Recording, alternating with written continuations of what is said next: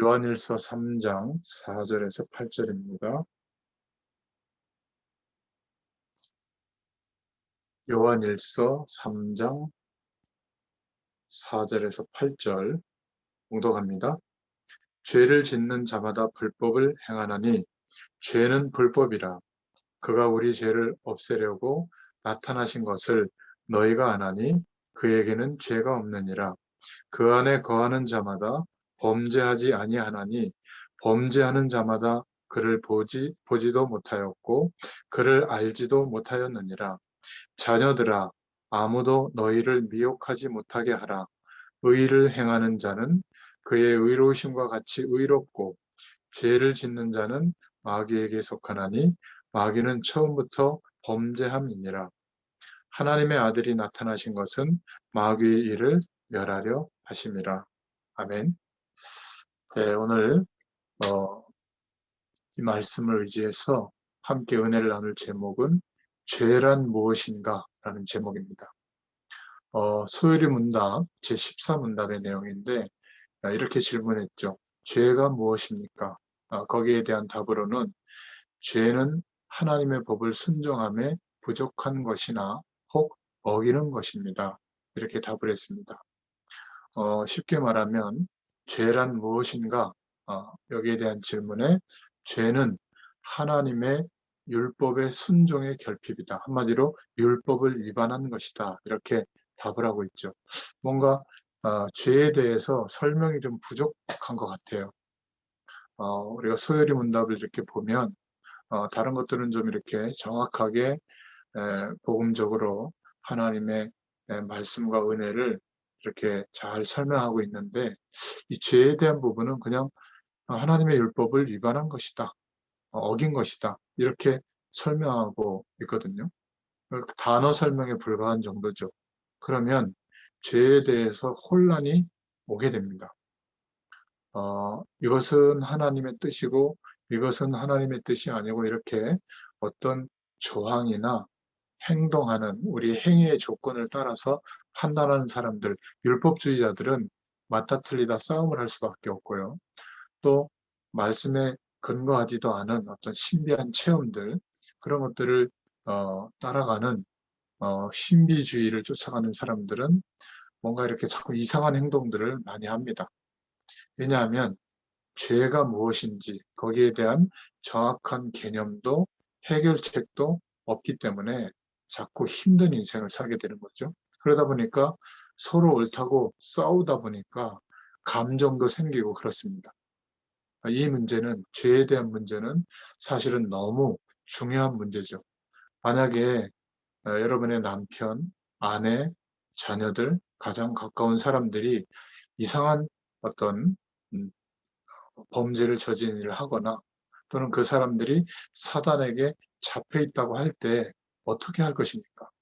아마 어떤 것으로도 도움이 되지 않을 거예요. 일단 저와 여러분이 복음 앞에 서야 그 사람을 붙잡고 있는 흑암 세력을 꺾을 수가 있겠죠. 그런데 대다수의 사람들이 복음의 내용도 잘 모르지만 이 죄에 대한 개념이 너무나 없는 것 같아요. 그래서 사실은 초대교회 때 그 당시 유대인들 중에 가장 하나님의 말씀, 구약의 율법을 최대한 지키려고 했던 바리새인들이 사실상 망했죠. 왜 그렇게 됐나요? 가장 중요한 죄에 대한 개념이 틀렸습니다. 굉장히 부족했거든요. 그래서 이 유대인들, 특히 바리새인들은 그리스도가 사실상 필요 없었어요. 유대인들의 논리대로 할 것 같으면 필요 없는 겁니다. 왜냐하면 율법은 다 지키면 되니까. 그리고 스스로도 율법을 다 지켰다고 생각하기 때문에 그다지 복음이 필요하지 않은 거죠. 오직 예수님이 그리스도 되어 주시는 그 복음의 내용이 굳이 필요한 게 아닙니다. 이것이 보통 문제를 낳는 게 아니거든요. 우리는 하나님의 말씀대로 살 수가 없어요. 그래서 예수님이 뭐 겉옷을 달라고 하면 속옷도 줘라. 뭐 오른밤을 때리면 왼밤도 내줘라. 오리를 가자 그러면 십리를 가라. 뭐 70번씩 7번이라도 용서해라, 원수를 사랑해라, 할 수 없는 일을 말씀하셨거든요. 그 말은 율법을 지킬 수 없는 거거든요. 율법은 하나님의 지켜야 될 말씀인데 그 말씀을 허락하신 것은 우리 힘으로 안 된다는 것을 상기시켜 주시고 하나님의 약속, 재창조의 능력으로 이루신 예수님이 하신 그리스도의 일을 믿을 때 우리가 율법으로 이룰 수 없었던 진리의 완성되는 하나님과 함께하는 축복을 누리는 그 은혜 속으로 돌아가게 되는 거거든요. 회복되게 되잖아요. 그런데 이 바리새인들은 사실은 거짓말을 할 수밖에 없는 거죠. 왜냐하면 율법을 다 지킨 것처럼 행동해야 되니까. 이러니까 굉장히 이중적인 인생을 살게 되고요. 더 심각한 것은 본인들이 다 지켰다고 확신하는 사람도 있어요. 그럼 어떻게 되죠?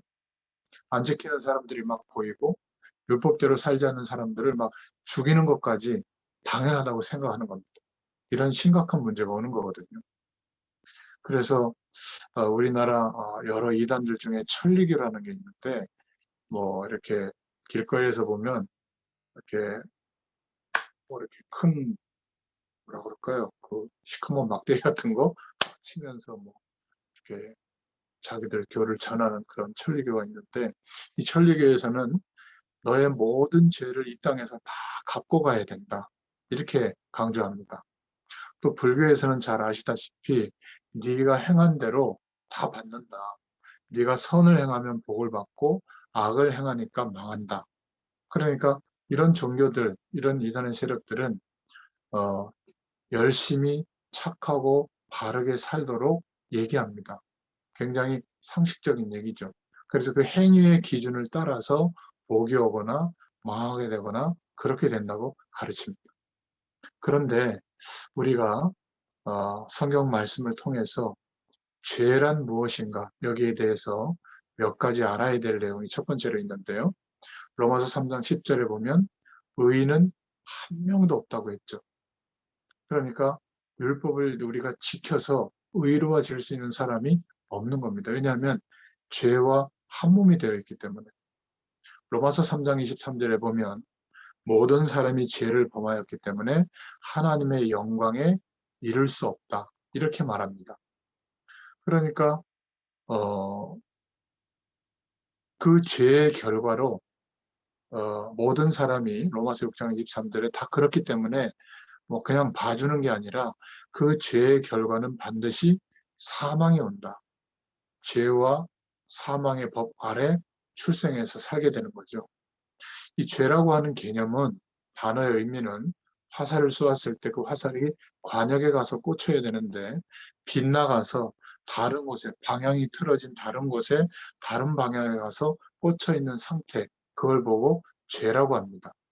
그러니까 하나님과 함께하는 은혜 속에 있어야 되는데 하나님이 창조한 모든 것을 다스리고 정복하고 누릴 수 있는 위임받은 그 축복을 누릴 수 있는 생명의 언약, 생명의 관계 속에 있어야 되는데 그 생명의 계약을 어기게 된 것. 이것이 성경이 말하는 굉장히 심각한 죄거든요. 그래서 죄의 종류에 대해서 우리가 조금 살펴봐야 되는데요. 거의 사람들은 죄가 어떤 것이 있는지도 모르고 있습니다. 죄는 우리가 알고 지은 죄가 있죠. 자범죄라고 하는 거. 그러나 모르고 지은 죄는 더 많습니다. 나는 죄라고 생각해 본 적이 없는데 내가 잘 살고 있는 행복한 모습을 막 이렇게 보여준 거. 그것도 죄입니다. 불행한 사람들은 행복하게 사는 모습을 보면 상처받거든요. 막 나는 왜 이럴까 더 힘들어집니다. 어, 외모가 아름다운 사람들이, 멋있는 사람들이 자기의 외모를 드러내고 자부심을 느끼고 막 이럴 때 외모가 어려워진 사람들은, 어렵게 태어난 사람들은 그 외모 때문에 더 스트레스 받거든요. 그것도 죄입니다. 불교에서는 걸어가다가 자기도 모르게 그 뭐 개미들 이런 거 밟아서 죽이면요. 그것도 죄라고 합니다. 그러니까 우리가 어떤 한 말, 보고 듣고 행한 모든 것 속에 우리가 알고 지은 죄도 있지만 모르고 지은 죄는 더 많죠. 가장 가까이 있는 사람들을 마음 아프게 한 거, 그런 것도 죄입니다. 그런데 심각한 것은 우리가 전혀 알지 못했던 성경이 말하고 있는 무서운 원죄가 있는 겁니다. 하나님을 떠난 죄, 생명의 계약을 어긴 죄. 엄밀히 말하면 우리가 지은 죄가 아니죠.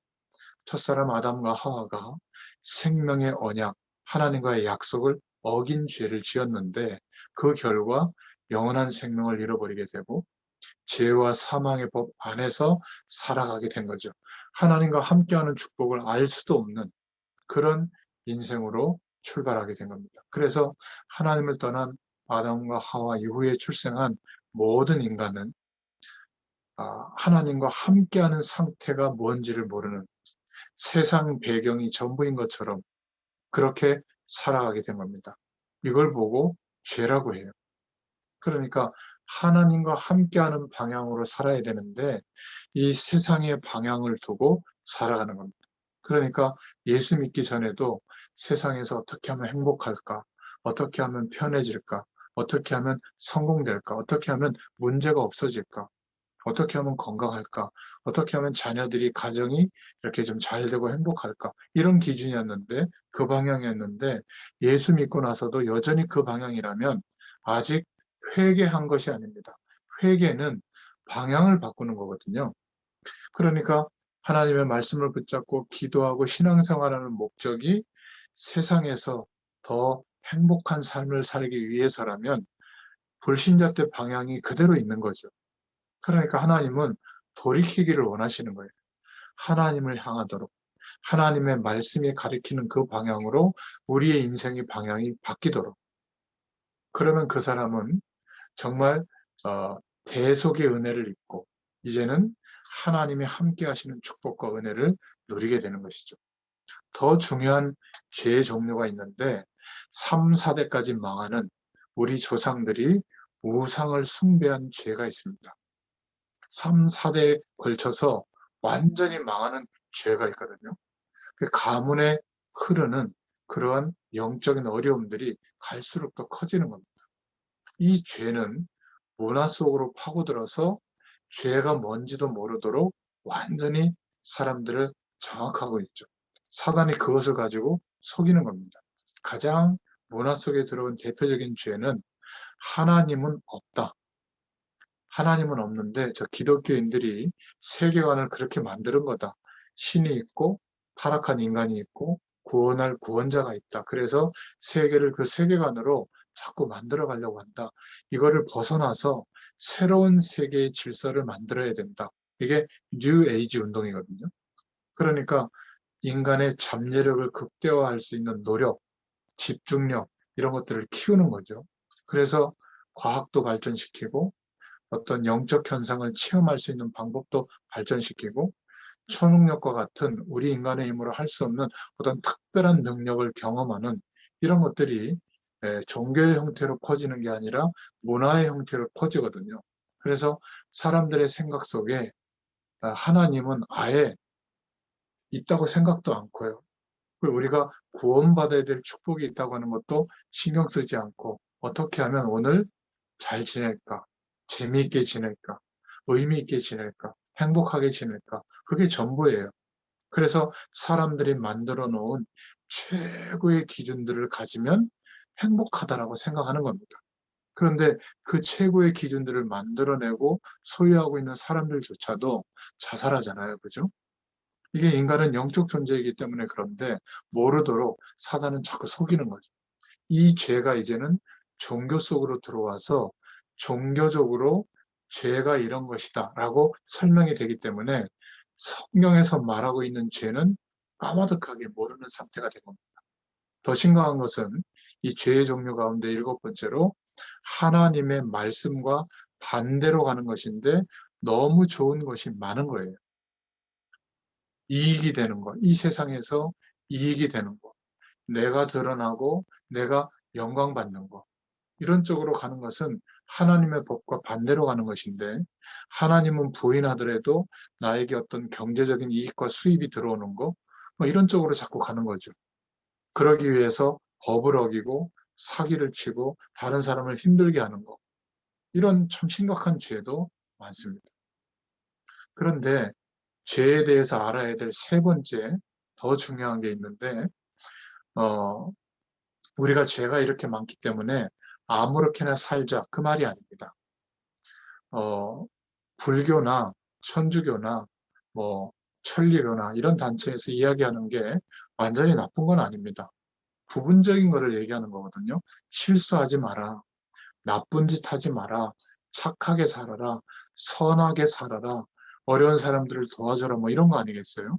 그런데 인간에게 와 있는 죄의 문제는 지금 그렇게 얘기하는 것은 결과로운 거고요. 진짜 죄의 문제가 따로 있는 겁니다. 창세기 3장 5절부터 6절, 16절에 보면 하나님을 떠난 것 자체가, 하나님과의 약속을 놓친 것 자체가 이게 심각한 죄입니다. 그것 때문에 자꾸 저주가 오는 거거든요. 내가 모자라서 오는 것도 있지만 근본적으로 저주가 임하는 겁니다. 인간에게. 창세기 4장 5절에 보니까 하나님을 만나고 회복할 길을 열어줬는데 번제를 드리면서 오실 메시아 약속을 붙잡도록 그러면 회복되도록 길을 열어줬는데 창세기 4장 5절에 보면 예배 드리면서도 자꾸 엉뚱한 것을 믿는 거죠. 예배를 열심히 드리는 거, 곡식을 태워서 막 하나님 앞에 이렇게 곡식으로 핵곡식으로 섬기는 거. 그렇게 예배 잘 드리면 되는 줄 알고 말이죠. 예배는 하나님의 약속을 붙잡는 거예요.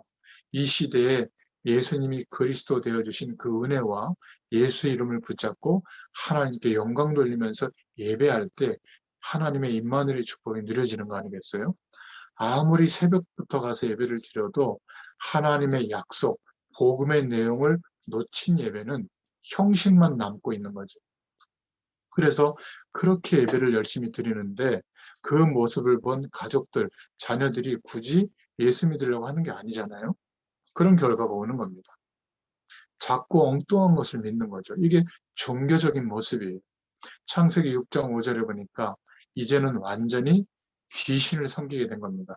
위에서 떨어진 자, 네피림이라는 단어의 뜻인데 네피림에게 장악된 거죠. 사단에게 장악된 겁니다. 이것으로 끝나는 게 아니라 본인 스스로도 창세기 11장 3절부터 8절에 보면 자꾸 뭔가 나의 힘, 자기의 힘을 과시하려고 하고 자기의 발밑에 그 힘의 배경을 모으려고 하는 겁니다. 그래서 사람들을 자기 밑에 두고 자기가 영광을 나타내는 어떤 그러한 모습으로 살아가려고 하죠. 바벨탑을 쌓으려고 하는 겁니다. 그러면서 유대인들 같은 경우는 종교인들 같은 경우는 전통을 만들고 제도를 만들고 틀을 만들어서 하나님이 회복시키실 유일한 회복될 해결책, 복음보다 그 전통과 제도와 틀을 더 중요시하게 강조하는 겁니다. 거기에 자꾸 빠져들게 되는 거죠. 이렇게 끝나지 않고 재앙은 끊임없이 오니까 어쩔 수 없이 사도행전 13장에 대표되는 점술, 사도행전 16장의 무속, 사도행전 19장의 우상과 종교로 완전히 빠져들게 되는 겁니다. 이런 문제에 봉착하게 된 거예요. 그러면서 요한복음 8장 44절에 인간은 완전히 멸망 가운데 놓이게 되는데 사단에게 영적인 상태가 묶여버리죠. 못 빠져나옵니다. 하나님을 만날 수 있는 길이 이렇게 쉬운데 예수님이 하신 그 그리스도의 일을 예수님을 그리스도로 믿고 영접하면 되는데 굉장히 많은 신앙 행위가 동원돼야 하나님의 축복을 받을 수 있는 것처럼 굉장히 많은 선행을 베풀어야 많은 어떤 종교적인 지식을 쌓아야 뭔가 이렇게 복이 오는 것처럼 이렇게 착각하게 만들어 놓는 거죠.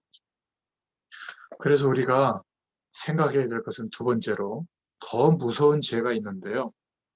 어떤 사람이 암에 걸렸다면 빨리 일찍 발견해서 수술도 하고 치료도 하고 회복할 수 있도록 이렇게 도와줘야 되는데 뻔히 이 사람이 암에 걸려 있는 것 같다는 걸 알면서도 이 사람을 치료할 수 있도록 도와주는 게 아니라 같이 즐겁게 놀고 막 돌아다니고 같이 술 먹고 같이 열심히 막 성공을 위해서 노력하고 그렇게 독려한다면 이거는요, 이 사람을 만성 환자로 만들어 버리는 것이죠. 이것이 굉장히 심각한 죄예요. 우리가 예수 그리스도를 통해서 믿고 하나님의 자녀가 되어졌고 이제는 하나님께서 말씀으로 우리에게 깨닫게 해주시는 죄가 무엇인지를 알았다면 그 죄에서 해방될 수 있는 해결책을 전달해 줘야 되는데 오히려 더 세상의 배경과 내용이 큰 것처럼 같이 놀고 있다면 똑같은 방향이라면 결국 그래서 하나님 만나지 못하는 상태로 더 재앙 가운데 이렇게 떨어지도록 그렇게 하고 있다면 이건 더 심각한 죄입니다. 그게 더 무서운 죄죠. 우리가 복음을 받았는데 이 생명의 복음을 전해주지 않아서 우리와 관련된 모든 것에 더 재앙이 임하고 있다면 이거는 정말 심각한 깨달아야 될 죄입니다. 그래서 아브라함, 이삭, 야곱, 요셉 이걸 족장시대라고 하잖아요. 하나님이 회복할 복음을 주셨는데 이 복음을 자꾸 놓치는 겁니다. 인생과 그 가문에 일어나는 모든 일들을 통해서 하나님의 약속을 붙잡도록 했는데 그 약속보다 세상의 배경으로 여전히 나아가서 결국에는 노예가 돼버렸죠. 사단은 이렇게 속이는 겁니다. 이것보다 더 무서운 죄가 없는 거예요. 복음을 주었는데도 복음을 놓치는 방향으로 가는 겁니다. 그래서 결국 애굽의 노예가 되어 있을 때 다시 번제를 드리라고 하는 희생 제사를 드리라고 하는 약속을 모세를 통해서 회복시켜 주셔서 희생 제사를 드릴 때 6월절에 어린 양의 피를 문설주에 바르는 그 순간에 이제 출애굽하게 되는 응답이 오죠. 그래서 출애굽하고 나왔는데 광야의 길을 40년 동안 걸으면서 하나님의 역사와 은혜를 경험했는데도 불구하고 못 깨닫죠. 결국 가나안 땅에 와서 또 포로가 됩니다. 참 이게 안타까운 겁니다. 포로 시대에서 하나님의 언약을 회복시켜서 다시 예루살렘으로 돌아왔는데 이제는 더 행위를 강조하는 바리새인들이 주가 되는 그런 유대 사회가 돼버린 거죠. 바리새 시대가 된 겁니다. 죄가 뭔지도 모르는 상태가 된 거죠. 딱 하나만 초점에 맞춰져 있던 겁니다. 실수한 거, 윤리적으로 어긋난 거, 예절을 안 지키는 거, 또 율법적으로 행할 수 있다라고 자꾸 생각하면서 못 행한 거, 여기에 이제 초점을 맞춰버린 거죠. 그래서 바리새 시대가 되면서 유대인들은 복음을 완전히 상실하게 된 겁니다. 우리 힘으로 할 수 없는데 할 수 있다고 생각하고 말씀을 지키는 쪽으로 노력하는 거죠. 그리고 조금 지킨 사람들은 못 지킨 사람들을 막 정죄하는 쪽으로 가게 됩니다. 지금은 어떻습니까? 우리가 사는 시대는 더 심각하죠. 그 심각한 방향이 다원론입니다. 이것보다 무서운 죄가 없거든요. 모든 종교는 구원에 이르는 그 길을 가지고 있다.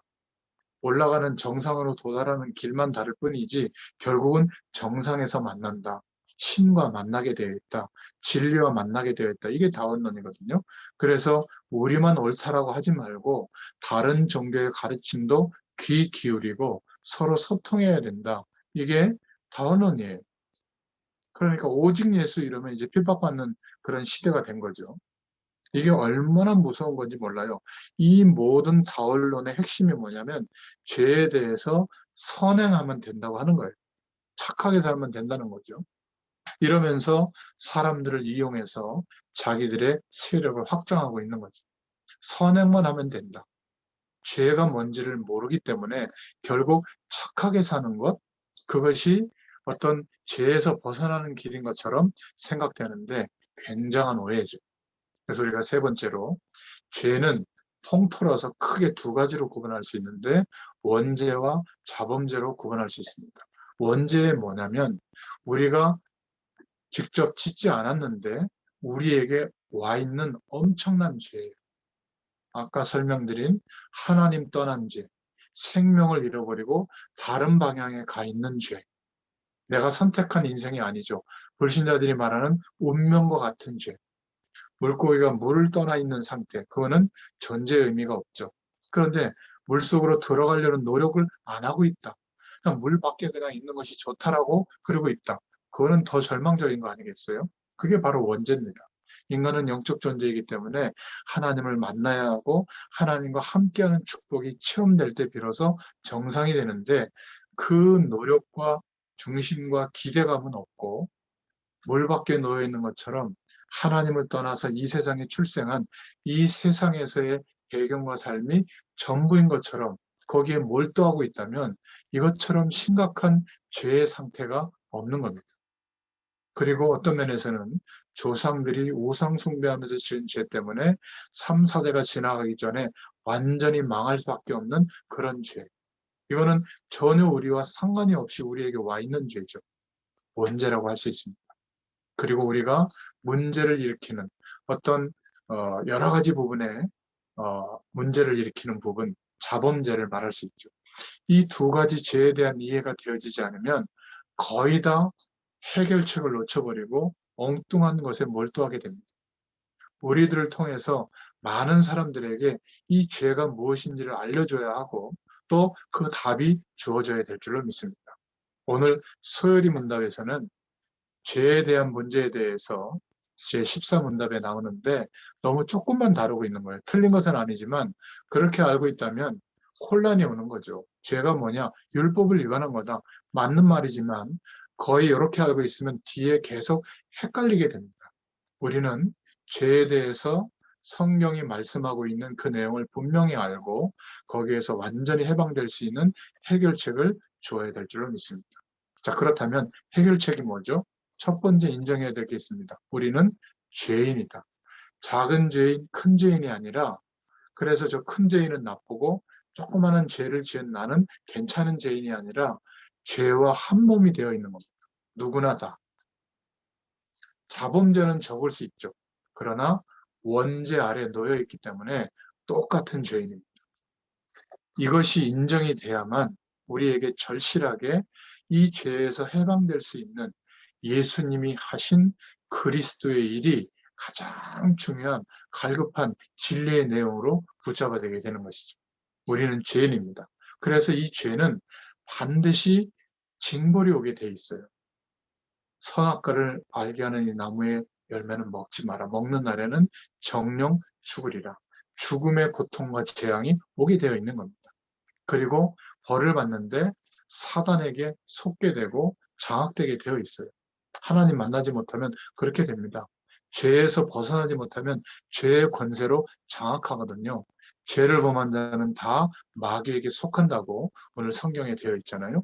그리고 반드시 구원받지 못한 인생은 지옥 가게 되어 있습니다. 얼마만큼 큰 죄라 해야 되느냐? 그거는 알 수 없지만 우리는 이런 엄청난 원죄 아래서 출생하게 됩니다. 그렇기 때문에 이 원죄 아래 있는 이 죄의 결과로 오는 벌을 받아야 되는 거예요. 한번 벌을 받아 보렵니까? 마음속에 일어나는 죄들, 기절할 것 같은 엄청난 죄 지은 거 그거 말고 막 원죄 이런 거 다 빼고 우리가 보면서 짓는 죄, 들으면서 짓는 죄, 입으로 쏟아내면서 짓는 죄, 마음으로 짓는 죄, 남의 것을 막 훔쳐먹은 거, 훔친 거, 이런 거는요, 눈도 뽑고, 율법대로라면, 구약의 율법대로라면 눈도 뽑고, 남의 거 먹었으면 혀도 뽑고, 그거를 씹었으니까 이빨도 뽑고, 마음으로 지었으면 막, 뭐라 그럴까, 심장도 도려내고, 소화시키는 위도 꺼내고 이래야 돼요. 우리가 아는 죄만 가지고도 그렇게 벌을 받아야 되는 겁니다. 아, 나는 죄를 안 지었기 때문에 죄에서 이제는 좀 벗어나 있기 때문에 저 나쁜 인간들하고 정죄하고 있습니까? 죄에 대해서 모르는 특징이에요. 자범죄 같은 것은 너무너무 많고요. 우리가 모르는 죄 지은 것도 많습니다.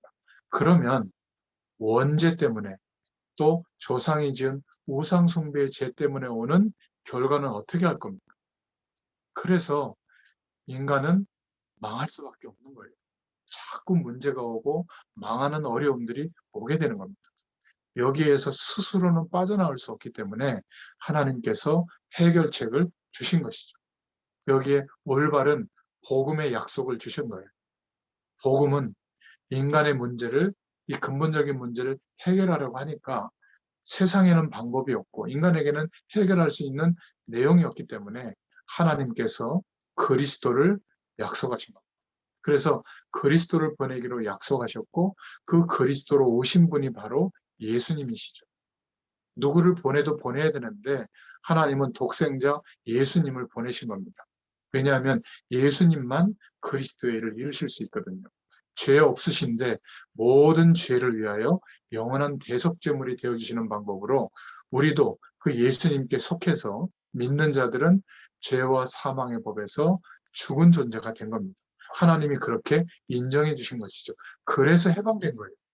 죄를 좀 덜 짓고 좀 이렇게 착하게 살고 공을 쌓고 어려운 사람들을 많이 도와서 용서함을 받은 게 아니라 죄에 대해서 죽어야 되는 결과가 와야 되거든요.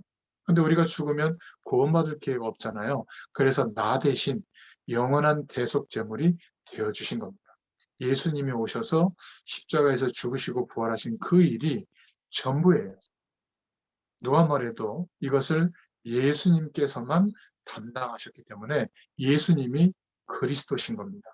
예수님을 그리스도로 믿는 자마다 수천 년 동안 예언되어진 그 일, 그리고 2000년 전의 역사의 시간 안에 오셔서 하나님이 재청교의 능력으로 이루신 이 구원의 축복이 하나님의 역사가 예수 믿을 때 우리에게 일어나게 된 겁니다. 여러분, 이 복음에 대한 내용과 하나님이 우리에게 베풀어 주신 은혜가 정말 회복되게 되면 올바른 회개가 일어납니다. 이거 잘못했어요. 저거 잘못했어요. 그런 것까지 굳이 얘기 안 해도 됩니다. 하나님 아십니다. 진짜 성경적인 회개는 뭐냐? 이거는 죄는 고칠 수 있는 부분이 아니거든요. 죄를 우리가 못 이깁니다. 깨닫고 회개해야 되는 것인데 회개는 뭐냐면 영어로 회개하라 이렇게 제가 모르지만 써왔는데요. Turn away from your sins 이렇게 되어 있어요. 죄에서 돌아서라는 말이에요. 아예 방향을 바꿔야 한다. 어디로요? 그리스도께로. 하나님께로 방향을 바꾸지 않았다면 아직 회개한 게 아니에요. 세상에서의 삶, 행복한 삶, 편안한 삶, 뭔가 이렇게 성공되는 방향, 이 방향이 내 인생이 추구하는 아직 그 방향이라면 아직 회개한 게 아니에요. 죄에서 돌이킨 게 아니에요. 예수 그리스도로 말미암아 이제는 성삼위 하나님과 함께 하시는 그 은혜를 구하게 되고 기대하게 되고 체험해 보니까 이 세상의 모든 것이 괜찮고 좋은 것인데 상식의 영역에 있는 것들이에요. 해도 되고 있어도 되고 없어도 좀 불편할 뿐이지 내 인생을 좌지우지하는 게 아니구나. 그러니까 어떻게 돼요? 해방되게 된 겁니다. 그러면 왜 돈 벌고 왜 공부하고 왜 가정을 일으키고 왜 자녀들을 도와야 되죠? 목적과 방향이 하나님께로 맞춰져 있기 때문에 다른 거예요. 그래서 스트레스가 비교적 없는 겁니다. 아이들의 인생의 문제에 대해서도 내가 전전긍긍할 이유가 없는 거예요. 하나님께 기도하고 맡기면서 갈 수 있는 거예요. 우리의 모든 삶의 내용을 그리스도 되신 주님이 지금 성령으로 우리와 함께하면서 주권적으로 역사하고 계시다는 게 믿어지기 때문에 안식이 오는 겁니다. 평안이 오는 거예요. 그리고 그 속에서 말씀을 따라 하나님이 인도하시는 방향으로 순종하면서 나아갈 수 있는 거죠. 여러분, 방향을 바꾸지 않으면 아직 회개한 것이 아닙니다. 방향을 바꾸려고 하는데 내 힘으로 안 바꿔지잖아요. 그래서 하나님의 약속을 붙잡는 거예요. 그 길, 그 해결책이 바로 그리스도인 겁니다. 예수님이 하신 그리스도 일에 대한 그 가치를 믿고 영접하고 주인으로 모시는 것이죠. 그래야만 우리에게 드려져 있던 모든 원죄와 조상의 죄와 자범죄와 앞으로도 범하기 쉬운 그런 모든 죄 때문에 오는 결과, 재앙과 저주의 문제가 전부 해결이 되는 줄로 믿습니다. 예수 믿을 때 사실은 전부 해결이 되어졌죠. 이 부분을 정말로 바르게 가르쳐줘야 될 줄로 믿습니다. 그러면 이제 네 번째로 남아있는 삶 속에서 우리가 쉽게 허용하는 자범죄에 대한 문제, 이런 죄에 대한 문제 어떻게 해결할 것인가? 삶 속에서는 어떻게 죄와 상관없이 살아갈 수 있을까? 조상 때부터 내려온 이 영적인 문제, 죄에 대한 결과, 재앙은 보통 일이 아닙니다. 결국 세상의 좋은 것들로 각인되어져 있던 우리의 심령 안에 하나님의 말씀의 위력, 하나님과 함께 하시는 그 축복으로 각인되어지는 상태가 되어야 되거든요. 그래서 말씀을 묵상하고 예배하고 기도하는 겁니다. 이렇게 말씀 운동도 하고 있는 것이죠. 복음의 뿌리가 내려지도록, 복음의 능력으로 우리의 체질이 바뀌도록, 세상의 모든 것이었던 우리의 체질이 이제는 하나님을 향하는 중심으로 말씀으로 지시하시고 깨닫게 해주시는 그 은혜가 전부인 우리로 바뀌어지도록, 그런 시간이 우리에게 있어야 될 줄로 믿습니다. 왜 전도해야죠? 그런 영적인 발판이 놓아질 수 있도록 우리가 도와줘야 되는 겁니다. 우리가 실수해서 짓는 자범죄는 어떻게 합니까?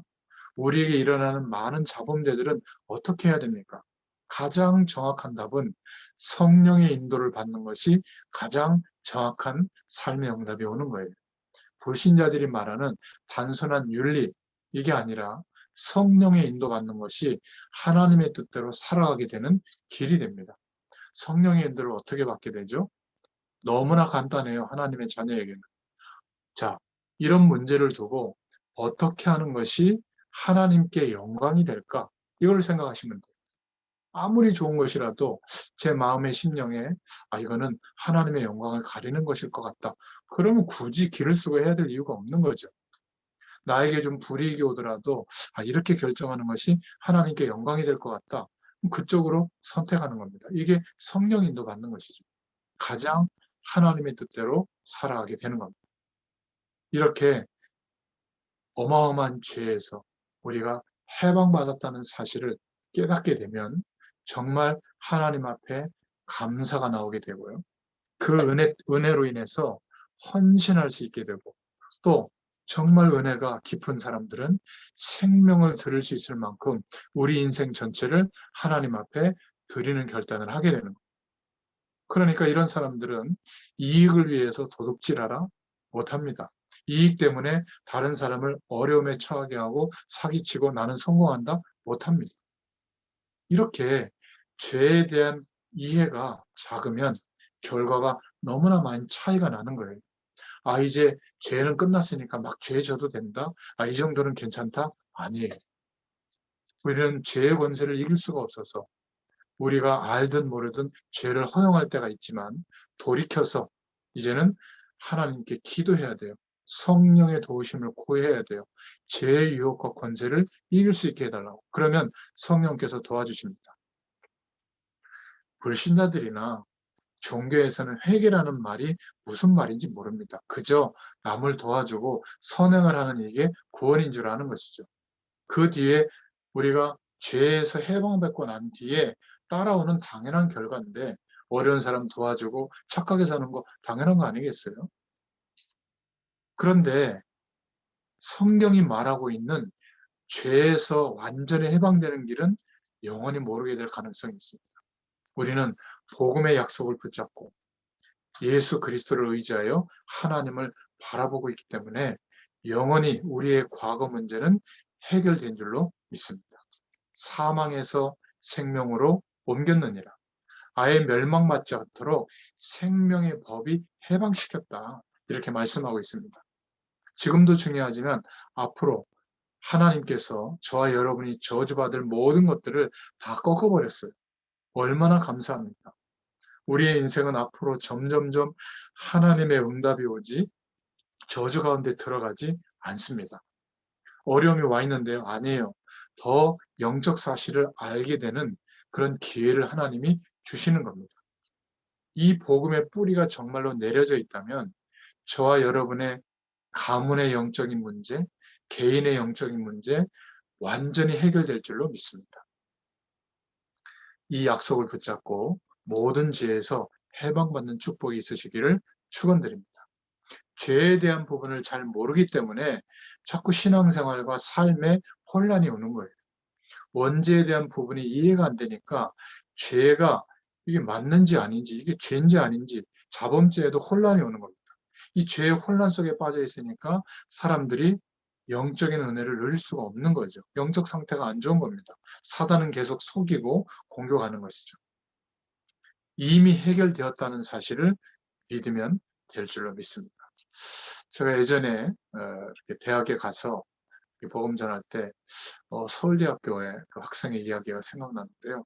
아주 차분하게 저한테 얘기하더라고요. 저는 교회 갈 이유도 없고 하나님 믿을 이유도 없다. 이렇게 얘기하면서 그 얘기의 골자가 죄의 문제를 얘기하더라고요. 예수 믿는 사람은 진짜 죄는 죄가 아니라고 하고 또 진짜 죄가 아닌 것은 죄라고 한다. 이렇게 얘기를 하는 거예요. 그래서 좀 똑똑하니까 똑똑한 얘기를 하나 보다 해서 예를 들어보라고 하니까 제사 지내는 거를 얘기하더라고요. 아니 조상을 생각하는 어떤 예식인데 그게 뭐가 그렇게 죄가 되냐 막 이러면서 얘기하는 거예요. 그건 제가 그냥 패스했어요. 왜냐하면 이 친구가 원죄를 모르니까 그게 얼마나 심각한 귀신을 불러 들어오는 어떤 의식인지를 모르잖아요. 그래서 그냥 넘어가고 그러면 뭐가 죄는 죄 아니라고 하느냐 이렇게 물었더니 이렇게 나라가 어지럽고 불합리한 조건들이 많고 사회가 어지러운데 교회와 예수 믿는 사람들은 이런 거를 전혀 말하지 않는다는 거예요. 오히려 교회에서 뭐 어린이집 같은 거 하면 뭐 급식비 절반으로 떼먹고 그거 가지고 뭐 목사님들 착복하고 뭐 직원 수 이렇게 가짜로 해가지고 지원받는 돈 빼고 또 막 세습하고 또 막 너무 목회자들이 돈을 사랑하고 막 성공지향적이고 그건 진짜 죄인데 자기는 죄라고 생각하는데 그렇게 생각하지 않는다는 거예요. 막 복 받았다고 간증하고 분명히 부동산 투기인데 어디에 투자해가지고 막 몇 배 남긴 거 이거 하나님 축복했다고 하고 왜 죄를 죄라고 인식하지 않는지 그것 때문에 자기는 아주 교회에 대해서 굉장히 부정적으로 생각한다 이렇게 얘기하는 거예요. 그리고 사회생활하거나 친구들 만나거나 활동하면서 뭐술 한잔 할 수 있는데 뭐 술 먹은 게 죄라고 그러고 막 이런 식으로 따지는 거예요. 그래서 제가 이해를 했죠. 지금 자네가 말하는 거는 성경에서 말하고 있는 죄가 아니다. 그건 기독교인들이 착각하고 있는 것이지 성경에서 말하는 죄는 따로 있다. 그러니까 에? 따로 있어요? 그러면서 제가 정확하게 얘기를 해줬죠. 성경에서 말하는 죄는 이런 것이다. 하면서 원죄가 무엇인지 조상들이 섬겼던 죄의 결과로 오는 결과가 어떤 것인지 하나님을 만나지 못하는 상태로 살아가면 어떤 결과가 오는지를 설명해 줬어요. 그랬더니 이 친구가 목사님 같이 얘기해 주는 분이 처음이라는 거예요. 성경에서 말하는 죄가 이런 것이라는 걸 처음 들었다는 겁니다. 그러면서도 예수님을 믿지 않았는데 자기가 조금 생각하는 거를 바꾸겠대요. 목사님 같은 분도 있구나 이렇게 생각하겠다는 거예요. 여러분 세상에서 말하는 죄나 우리가 조심하는 죄나 똑같다면 굳이 그 죄를 해결해 줬다고 감사할 이유가 있겠어요? 죄 지으면서 여전히 사는 사람도 있는데 그래서 착하게 사는 거 모든 종교도 강조하고 있는데 그것이 죄에서 해방될 수 있는 길이 아니에요. 여러분 이것에 대해서 하나님의 말씀만 알고 있는 유일한 해결책 이것을 우리가 말해주는 게 전도잖아요. 오늘 죄에 대해서 분명히 정돈하시고 거기에서 해방될 수 있는 답을 전달할 수 있기를 축원드립니다. 결국 원죄를 해결할 수 없기 때문에 우리가 짓는 자범죄를 범하기 쉬운 거다. 아마 그 교회 속에 있는 사람도 원죄에서 못 빠져나온 게 아닌가 추측된다.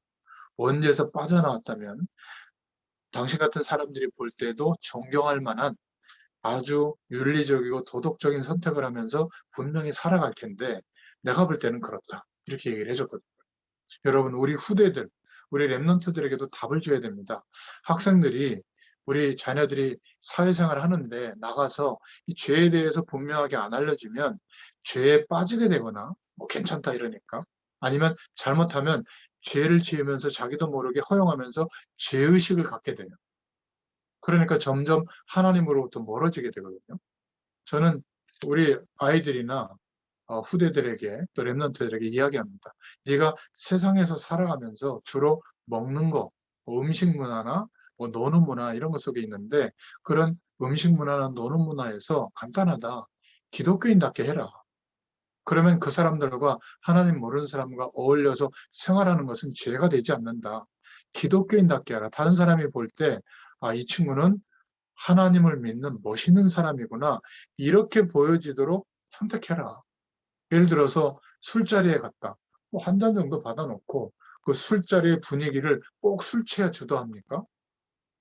저는 얼마든지 주도할 수 있다고 봐요. 그렇지 않습니까? 술이 떡이 되도록 먹어라 그 말이 아니에요.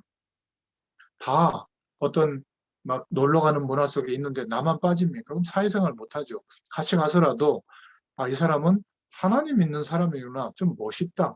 이런 느낌을 들도록 선택하고 결정해라. 그래서 그 정도로만 행동하고 그 정도로만 먹고 그 정도로만 놀면 된다. 그 정도로 조절 못하면 되겠어요? 아, 이제는 하나님이 죄에서 해방해 줬기 때문에 죄가 아니라면서 막 소주 10병 먹고 말이지. 그건 영적 문제에 걸려든 거죠. 막 명품에 사로잡혀 있고 다른 사람들은 어려움 당하는지도 모르고 나만 배불리 먹고 좋은 데 가서 쉬고 그러면 행복합니까? 그거는 영적인 문제가 온 거예요. 제가 볼 때는. 다른 사람이 안 보이는 거거든요. 그거는 죄라기보다 죄를 적용시킬 수도 없을 만큼 영적으로 어려워진 사람입니다. 완전히 사단의 심부름하고 있는 거죠. 불신자들도 그렇게 안 합니다. 후진국 같은 데 가보면 거의 술병 들고 돌아다닙니다. 근데 아주 선진국에 가보면 호텔 같은 데 가보면 뭐 와인잔이나 뭐, 뭐 양주나 맥주나 하나 시켜놓고 1시간 넘도록 줄지도 않아요. 그냥 이야기합니다.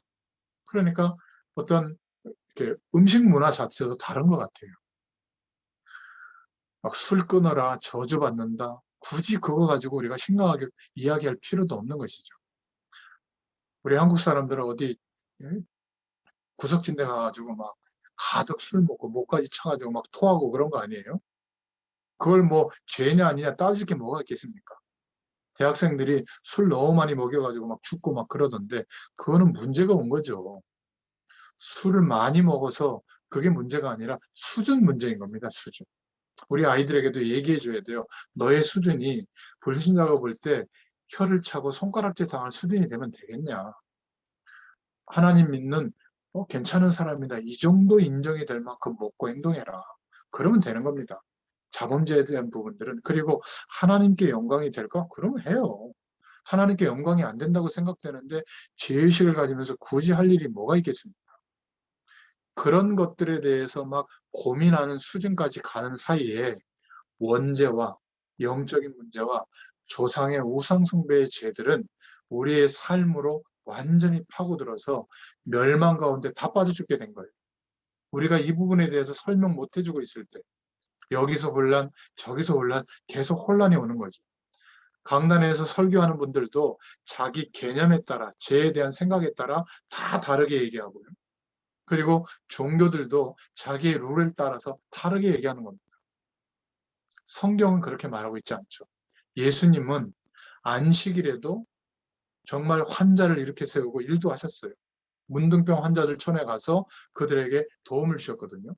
유대인들의 법이지 가서 도와주는 게 옳은 거 아니겠습니까? 그게 하나님께 영광이 되면. 예수님은 거기 가셔서 식사까지 하셨어요. 이방인들하고 식사도 하지 말라고 했는데. 가나의 혼인잔치에 가서는 포도주도 만들어 주셨습니다. 중요한 것은 그게 아니라 지금 죄의 결과에서 못 빠져나와서 망한다니까. 완전 멸망한다니까. 그래서 성경에 있는 죄를 바로 알면 모든 사람이 죄를 범하였음에 하나님의 영광에 이를 수 없다. 의인은 하나도 없다. 그래서 어떻게 되죠? 죄의 삭은 사망이구나 이런 결론이 와요. 그러니까 빠져나오는 길을 전해줄 수밖에 없는 겁니다. 안타까우니까. 로마서 5장 8절에 우리가 아직 죄인 되었을 때 그리스도께서 우리를 위하여 죽으심으로 하나님께서 우리에 대한 자기의 사랑을 확증하셨느니라. 그렇죠? 우리에게 물어보지 않으시고 우리에게 방법이 없기 때문에 2000년 전에 수천 년 동안 예언하신 대로 말씀이 육신이 되어 이 땅에 오셨고 그 예수님이 그리스도의 일을 십자가에서 죽으시고 부활하심으로 완성해 주신 겁니다. 우리가 멸망받고 있을 때 하나님께서 우리 죄를 위하여 그리스도를 십자가에 못 박으셨다. 우리 죄를 이미 해결해 놓으시고 우리를 복음 속에 부르신 거예요. 그래서 요한복음 1장 12절에 영접하는 자, 곧 그 이름을 믿는 자들에게는 하나님의 자녀가 된다. 그 정도가 아니라 하나님의 자녀가 되는 권세를 주셨느니라. 인간을 멸망시키는 사람들과 죄와 사망의 법에서 우리를 해방해 주셨습니다. 얼마나 감사합니까? 우리는 이 은혜가 너무 감사하니까 일평생 하나님 앞에 영광을 돌리고 헌신하는 것이 너무 당연하고 어떤 면에서는 더 못해서 죄송한 거예요. 그렇게 해야 복이 오고 안 하면 뭐 문제가 오고 그런 정도가 아닙니다. 우리 후대들이나 저와 여러분들은 기독교인답게 살아가자. 회사나 사람들이 놀러 가는데 기독교인만 빠질 겁니까? 가도 됩니다. 복음 가진 자답게 해라. 아니 뭐 밥 먹을 때도 좀 기도하고 먹고 뭐 술자리에서 좀 기도하고 한잔 하시고 그게 뭐가 문제가 되겠어요. 그거는 예수님이니까 안 되고 말이지. 여러분 조금 성공해서 조금 이렇게 높은 자리에 가면 뭐 샴페인으로도 한잔 하고요. 와인으로도 한잔 하고 뭐 중요한 의미의 뭐 건배사도 하고 이래야 돼요. 그때 하시면 돼요. 그런데 막 술 취해가지고 술 없으면 못 살고 좋아도 술, 안 좋아도 술 그건 문제인 거죠. 기억하셔야 됩니다. 우리가 살아가는 모든 삶은 완벽할 수 없지만 복음 가진 자답게 하나님께 어떻게 하면 영광이 될까? 그러면 분명히 기준이 세워져요. 그런데 안 그래도 복음도 잘 모르지, 율법이 뭔지도 모르지, 또 예의도 없지, 자범죄를 안 짓는 것도 아니지, 사회생활도 잘 못하지, 도대체 뭐 모임에 가야 되는지 안 가야 되는지 구분도 안 되지. 그러니까 예수 믿는다고 하면서 오직 예수라고 하면서 완전 바보가 되어버리는 거예요. 우리 기독교인들이 사회생활 속에서 활동도 못하는 겁니다. 어떤 사람이 물어보더라고요. 우리 클래식 하는 분이 제가 어떤 음악회에 초대받았는데 불교에서 하는 산사음악회라는 거예요. 가야 됩니까? 말아야 됩니까? 가라.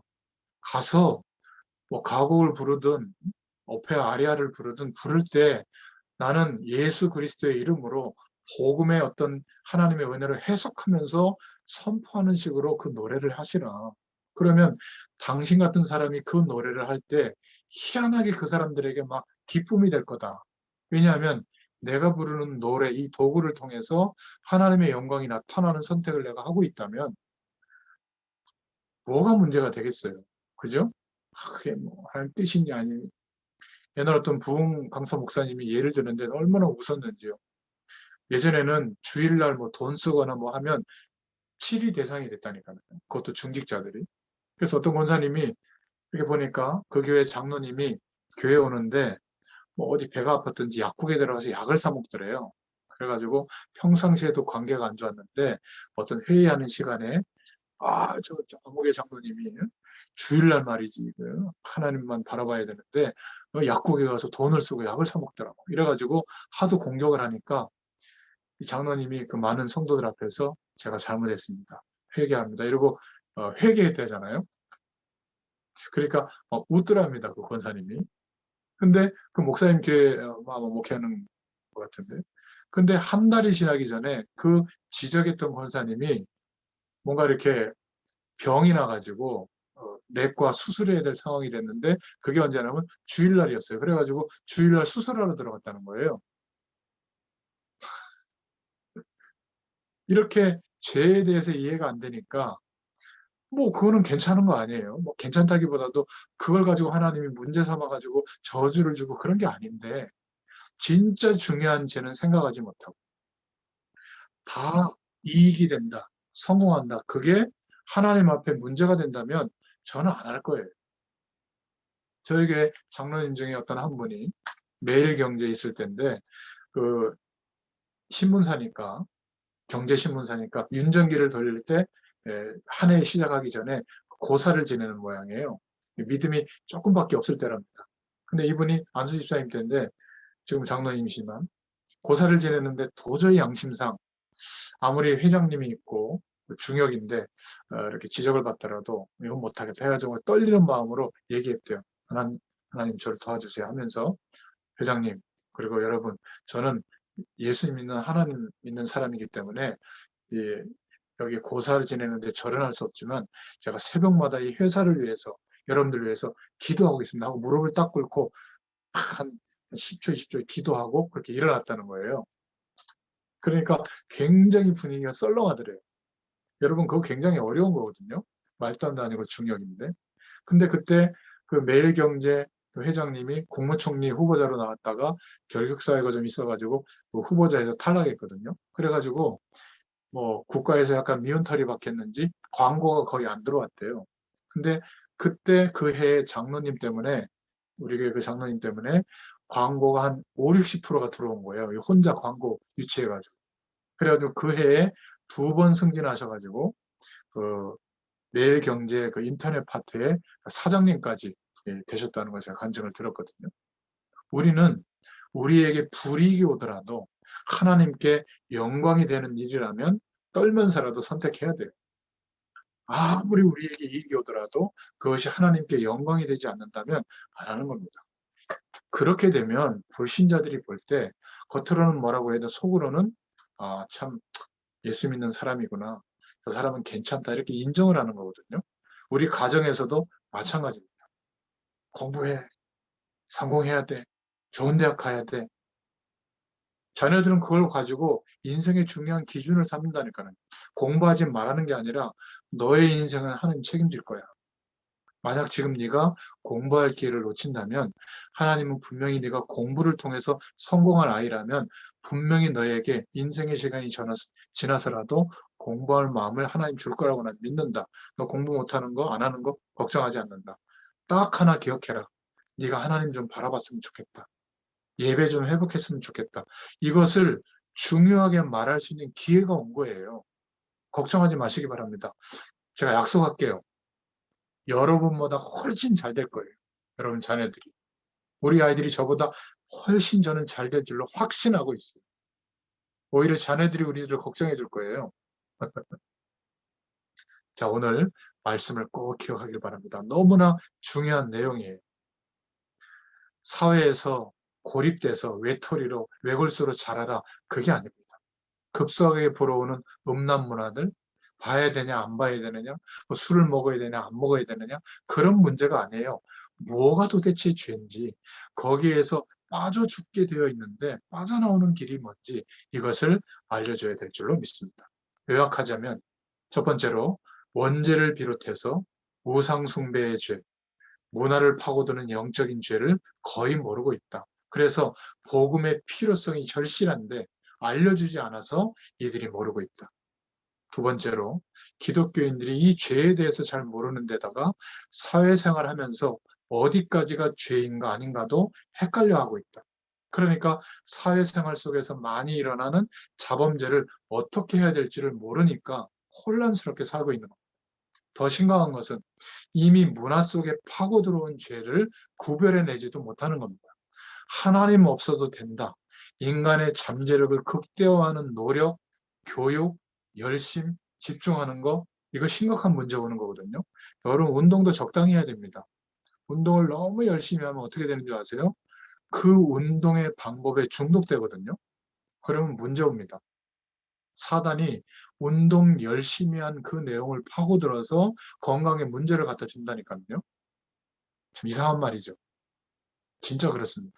등산을 너무 좋아하면 결국은 저 히말라야 산맥 어딘가에 가서 저 얼음에 파묻힐 가능성도 있어요. 그러니까 건강 때문에 우리가 행복해지는 것이 아니라 하나님이 함께하기 때문에 행복한 거거든요. 이 은혜를 회복할 수 있기를 바랍니다. 세상에서 너무 성공하려고 몰두하지 마세요. 성공을 하나님이 허락해 주셔야 돼요. 그것은 우리에게 지장이 되지 않지만 성공된 자리에 올라가면 24시간이 모자라요. 신경 쓰기가. 저는 그건 굉장히 참 힘든 삶이라고 보거든요. 예수 그리스도께서 모든 문제를 해결하셨습니다. 영적인 문제는 아무도 해결할 수 없기 때문에 그리스도께서 해결해 주신 거예요. 우리 생활 속에 파고들어온 죄들은 깨닫기만 하면 됩니다. 그리고 회개하면 돼요. 방향 바꾸면 돼요. 하나님께. 우리는 해결할 수 없습니다. 이것까지도 주님께서 해결하셨다는 것을 믿으시면 됩니다. 문화 속에 파고들어온 죄까지도 해결해 주셨다. 안 그러면요, 우리 예수 믿는 사람들이 죄의식에 사로잡혀서 서서히 말라가거나 아니면 죄 속에 빠져서 괜찮다 이러면서 죽어갈 수 있습니다. 여러분, 오늘 죄에서 완전히 해방된 그 유일한 답, 예수 그리스도의 복음 위에 우리의 은혜가 회복될 수 있기를 축원드립니다. 하나님 감사합니다. 오늘도 정말 소요리 문답을 통하여 하나님께서 말씀하시는 죄가 무엇인지, 이 죄가 얼마나 멸망을 가져다주는 통로가 되는지, 이 죄의 권세가 얼마나 엄청난지 다시 한번 깨닫게 해주셔서 감사합니다. 그래서 우리 보고 죄를 해결하도록 명령하신 것이 아니라 죄에서 돌이킬 수 있는 유일한 해결책, 이 땅에 예수님께서 오셔서 죽으시고 부활하심으로 그리스도의 일을 완성해 주신 줄로 믿습니다. 이 사실을 믿는 자마다 죄에서 해방될 수 있는 은혜의 축복을 주시고, 이제는 죄의 권세를 이길 수 있는 성령의 능력을 의지할 수 있는 축복을 허락해 주신 줄로 믿습니다. 죄의 권세에 빠져나오지 못하여 멸망 가운데 헤매고 있는 너무나 많은 사람들에게 이 해결책을 전달해 주는 우리가 되도록 축복하여 주시옵소서. 예수님의 이름으로 감사하며 기도드렸습니다. 아멘. 감사합니다. 감사합니다. 감사합니다.